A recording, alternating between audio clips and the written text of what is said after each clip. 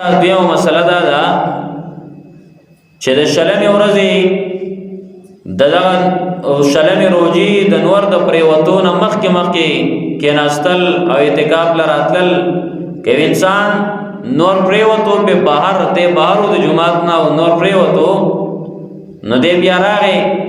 ماقام اذان نه مثلا رستو راغی د اعتکاف په سنتي اعتکاف نه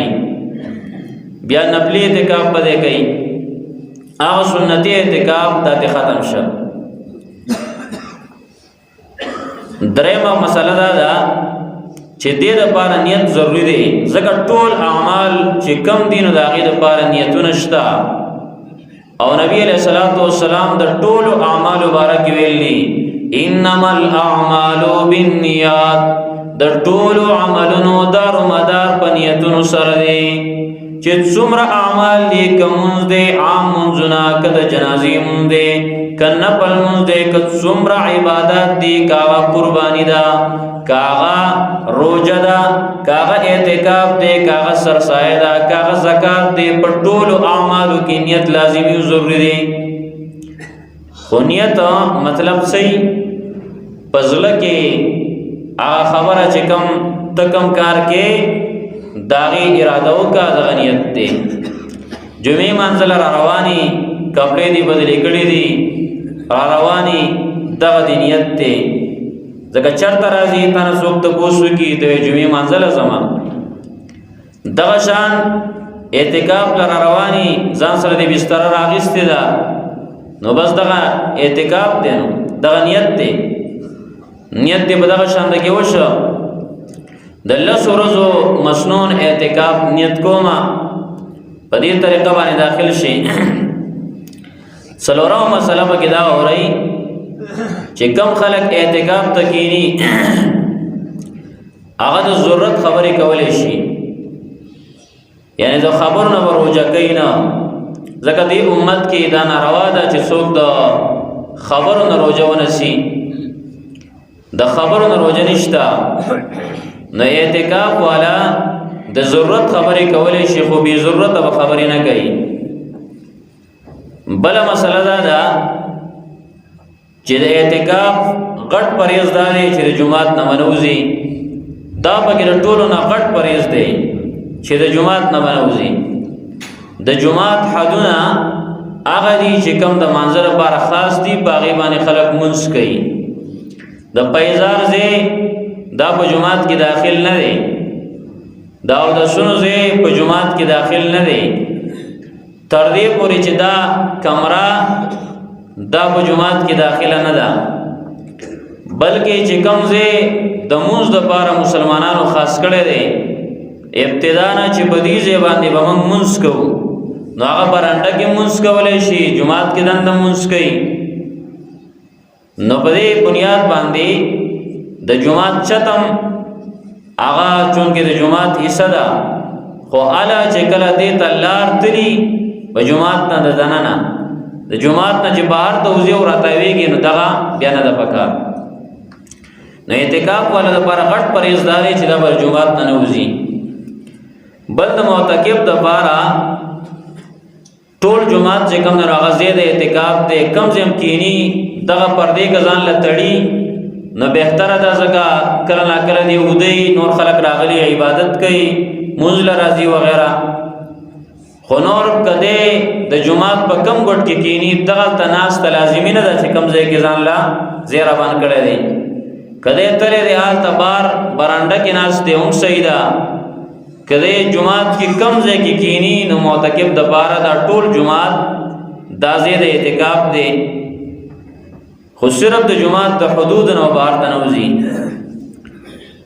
بل مسله د اعتکاف والا د بار دا ده چې اعتکاف والا صرف فرضی غسل کولای شي دین علاوه غسل د بار کده لاړو د سونو زیتا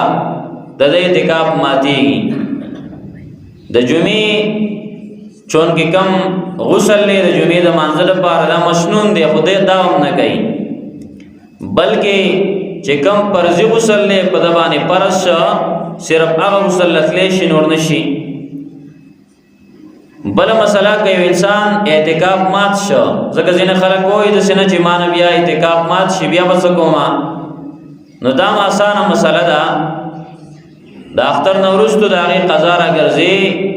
ټول 10 ورځې راګرځول نشته بلکې یو شواروز 24 غنټې خو صرف پکې دا مسله ده چې روژه به ولنسي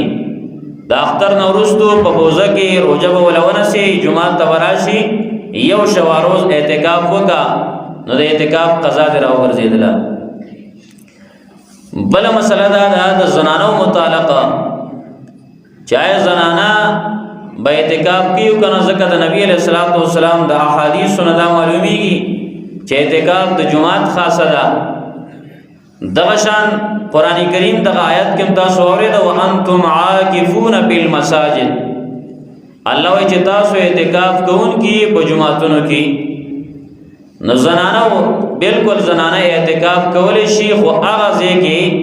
چې کم دی په کور کې د مانځه لپاره خاص کړی دی یعنی د دې د کور د زنانو د لپاره کور اوس جمعات دی او مسجد دی نو مطلب دیو چې ځان له یو ځای خاص کړی دی کم نو عقل ته د اعتکاف کولی شي او که مثال په تور ځان له ځای نه خاص کړی نو اوس نه ځان له ځای منتخب کی چې دغه ځای زما د مانځه شو بیا عقل ته اعتکاف ته کېنه د مانځه لپاره ځای لاول ځان له ځای خاص کی چې دلته به زمونځ کومه او بیا د هغې نه وروستو هغه ځای کې اعتکاف ته کېناستلی شي او که دغه شان یو ځای کې کېناستله نو ثواب پې کېږي ځکه چونکې دا پکې ذکر تلاوت کوي منځونه کوي عبادت کوي خو داسې پابندیانې به پې نه وي لکه څنګه چې جومات کې په نارینهو باندې کمې پابندیانې دغه زنانه ځان له پخلی هم کولی شي دغه ماشوم قلارولی شي نور چې کوم د دنیا کارونه دي د کور کې دننه هغه کولی شي داسې پابندیانې پې نشته کم پابندیانې چې په نارینهو باندې په جومات کې دي ځکه د جومات او د کور د هغې ډېر فرق دی جومات کې ځینې کارونه د دې وجې نه کوي چې هغه بې ادبي د جومات راځي بله مسله دا ده چې انسان داسې دی چې هغه دا سنتي اعتکاف نشي ادا کولی نو نفلي اعتکاف هم کولی شي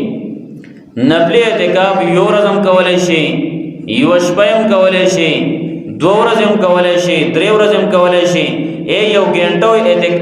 ګنټه اعتکاف هم کولی شي لکه مثال په طور ته جومات ته راتنده کېدي اوس د مانځله او تا وې زما د مازدیګره پورې زما د اعتکاف نیت شو دا نفلي اعتکاف دی په دې الله رب العالمین اجر او ثواب ورکوي یو لسمه مسله اعتکاف ته څوک کېناستلی شي نو اعتکاف ته هر عاقل مسلمان دا کېناستلی شي بلوغت هم پکې شرط نه دی بالغ کېدل هم شرط نه دی بلکې اعتکاف چې سمجھدار الګي اگر چوڑو کې هغه اعتکاف ته کېناستلی شي او چې سمجھدار یې پوهی او دارنګه مسلمانی 12مه مسله هغه کې دا وایي چې انسان د اعتکاف نه چې وځي نو دی او 10 لخوا وتلی شي ځکه عائشہ رضی الله تعالی عنها فرمایي چې ولا يخرج لحاجه الا لما لا بد منه هغه حاجت لوتلی شي چې د کم حاجت نه خلاصې نشته لکه قضای حاجت دی بول دی هغې لتلی شي خو لیکن یو انسان هغه ډېره نشي تلی چې یاره صرف دی وایي زه لاس وینځمه روټۍ مې وخوړله اوس ځمه او کوز لاس وینځمه یا خوله کنګالومه یا یاره زه صرف مسواک لځمه یا صرف ټوپیس لځمه نو دې له نشي تلی دا کارونه دا به په دغه جومات کې دنده په حدودو کې مثلا چړکۍ کې ودرېږي لاس وینځي کته نو دا مسله حل کېږي په دې باندې اودس دی نو اودس له بالکل تللی شي د هغې نه خلاصې نشته